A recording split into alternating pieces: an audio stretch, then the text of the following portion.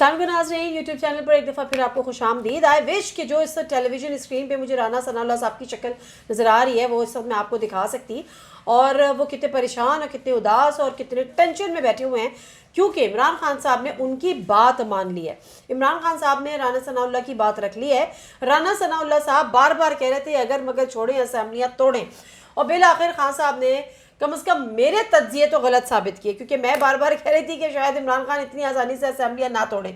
शुरू में तो मैं ये कह रही थी कि शायद असेंबलियाँ ना तोड़ें, फिर मैंने कहा कि शायद जनवरी फरवरी की डेट दें, लेकिन इमरान खान साहब ने 23 दिसंबर की डेट की अनाउंसमेंट की है कि 23 दिसंबर को वो खैबर पख्तूनख्वा और पंजाब असेंबलीज तोड़ देंगे। एक तरह तो राना सनाउल्लाह साहब की जो इस टेंशन वाली पिक्चर दिखाई दे रही है उसकी मैं बात कर रही हूँ, दूसरी तरफ फिर चौधरी परवेज़ इलाही साहब का दुख भी हमें समझ में आता है। जब वो प्रेस कॉन्फ्रेंस कर रहे थे, कौम से खिताब कर रहे थे इनफैक्ट इमरान खान साहब, तो राइट पे उनके चौधरी परवेज़ इलाही साहब बैठे हुए थे, लेफ्ट पे खैबर पख्तूनख्वा के सीएम महमूद खान साहब बैठे हुए थे। वो बड़े कॉन्फिडेंट भी थे और बड़े मुतमईन भी थे, लेकिन दूसरी तरफ अगर चौधरी परवेज़ इलाही साहब को देखें तो वो काफ़ी उदास और परेशान लग रहे थे। लेकिन उनकी उदासी और परेशानी की तो वजह है, जाहिर सी बात है, बनती है। मतलब आप सीएम पंजाब बन जाते हैं और आउट ऑफ द बॉक्स बन जाते हैं, कभी आपके वहमो गुमान में भी नहीं होगा कि आप सीएम बन सकते हैं 10 सीटों के साथ, और फिर अचानक आपकी लॉटरी निकल आती है, कोई आपको कहता है जाओ जी इमरान खान साहब के साथ खड़े हो जाओ और उनका साथ दो पंजाब हुकूमत बनाने के लिए, और वो इमरान खान साहब का साथ देते हैं और बिलाखिर वो सीएम बन जाते हैं। तो एक बात तो ये है कि ज़ाहिर है 5 महीने के वज़ीर आला तो दुखी तो होना है, दुखी तो बनता भी है। अच्छा, लेकिन क्या ये फ़ी सबीलिल्लाह उन्होंने किया है, इमरान खान साहब की मोहब्बत में किया है, उनकी शफ़क़त में किया है और नेक मतलब सिर्फ कौमी खिदमत के तहत किया? ऑफ कोर्स ऐसा नहीं है।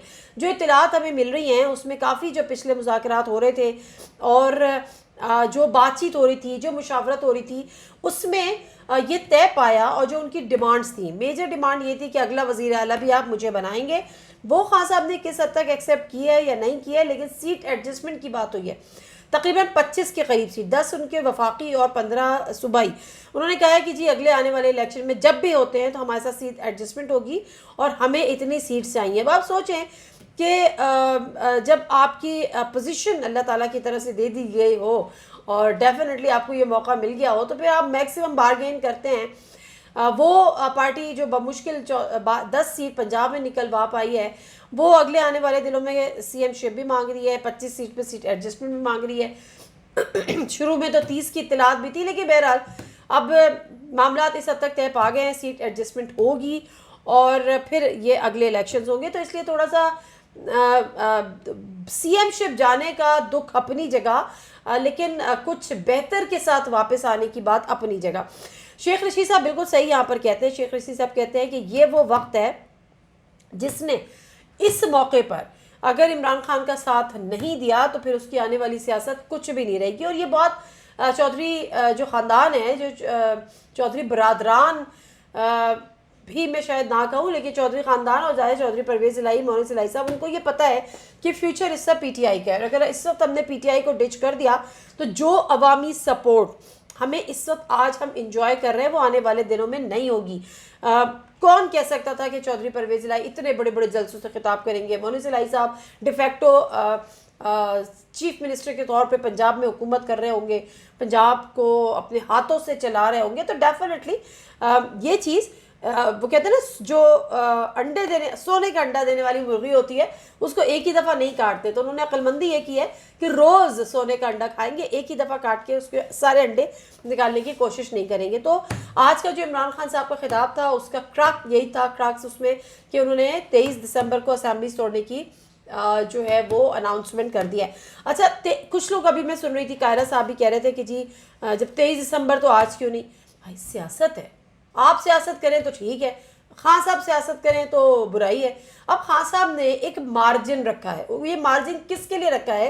ये मार्जिन उनके लिए रखा है जिनसे मुज़ाकरात होते हैं, जहाँ पर ताकत होती है, जो पावर ऑफ ग्रेविटी जिसको हम कहते हैं।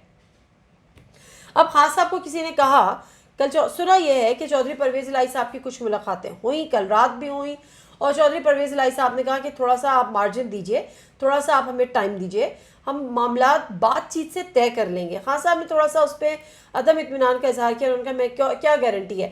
ان کا گارنٹی تو کیا، میں آپ کو یقین دلا رہا ہوں۔ تو خان صاحب نے کہا ٹھیک ہے، میں ڈیٹ اناؤنس کر دیتا ہوں، اس درمیان جو مذاکرات ہونے ہیں، جو سیٹلمنٹ ہونی ہے، اگر ہو جاتی ہے تو ویل اینڈ گڈ، نہیں ہوتی تو ہم اسمبلیز توڑ دیں گے۔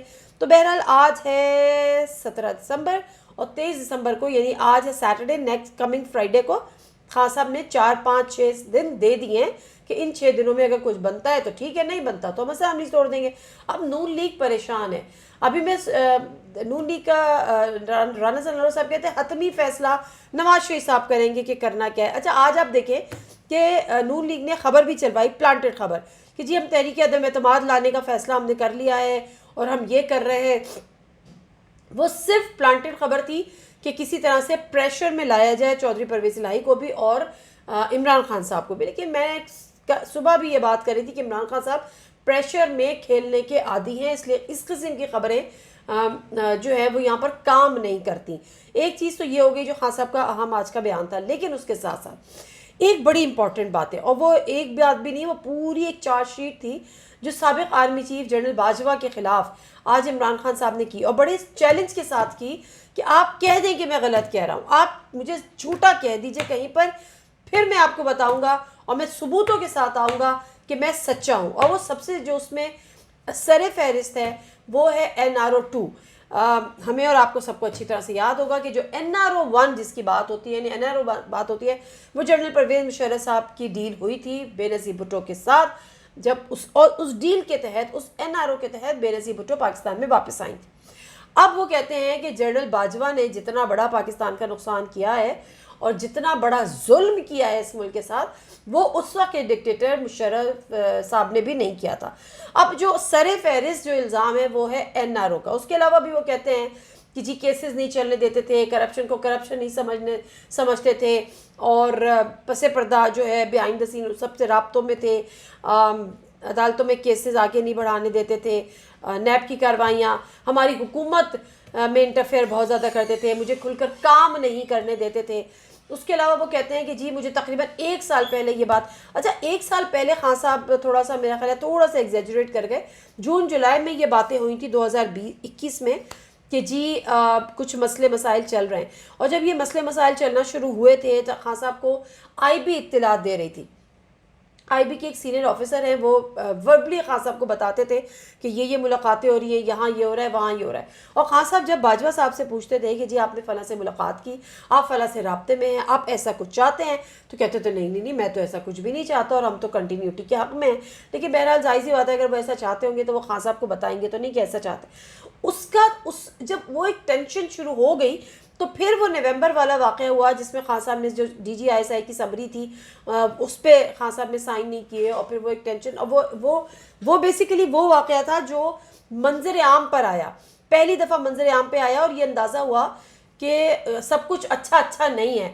وہ جو ایک صفحے والی بات ہوتی تھی تو سب کچھ ایک صفحے پر نہیں ہے، یہ بات پہلی دفعہ شاید پبلک ہوئی، لیکن اس سے پہلے معاملات خراب ہو چکے تھے۔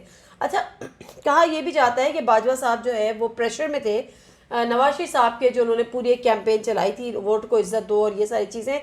میں اس چیز کو شاید اس لیے اتنا زیادہ نہیں مانتی کہ اگر آپ پریشر میں آپ پریشرز نہیں لے سکتے تو پھر آپ آرمی چیف اتنا بڑا عہدے کیسے آپ اس کے تقاضوں کو آپ پورا کر سکتے ہیں، کیونکہ اس قسم کے پریشرز تو پھر خان صاحب نے بھی آ کے بہت دیا، لیکن شاید اس وقت آپ کو پتا تھا کہ اب میرا جانا ہی جانا ٹھہرا ہے۔ اور دوسری بڑی خان صاحب تو یہ بھی کہتے ہیں، اور یہ بات بھی ہوتی ہے کہ جی وہ تو مارشل لا لگانا چاہتے تھے، اگر صدر مملکت اس سمری پہ سائن نہیں کرتے تو شاید باجوہ صاحب مارشل لا لگا دیتے، اور ان کی بڑی خواہش تھی کہ وہ ابھی کنٹینیو کریں، وہ ابھی کہیں جانا وانا نہیں چاہتے تھے۔ تو اب سوال 2 ہے، ایک تو یہ کہ خان صاحب اسمبلی توڑ رہے ہیں، اب اس دوران اگر کوئی بھی کچھ کر سکے، اور اطلاعات ہے کہ کوئی کچھ کرے گا تو کوئی کچھ کرے گا، تو پھر تو معاملات طے ہو جائیں گے، اور مزید انارکی کی طرف نہیں جائیں گے، مزید ابتری سیاسی اور پولیٹیکل انسٹیبلٹی کی طرف نہیں جائیں گے۔ سیاسی اور پولیٹیکل ایک ہی ہوتا ہے، میں اکنامک کی بات کرنا چاہ رہی تھی۔ اور اگر ایسا نہیں ہوتا دوسرے جو امپورٹنٹ، تو پھر ظاہر سی بات ہے صورت ہمارے سامنے ہوگی.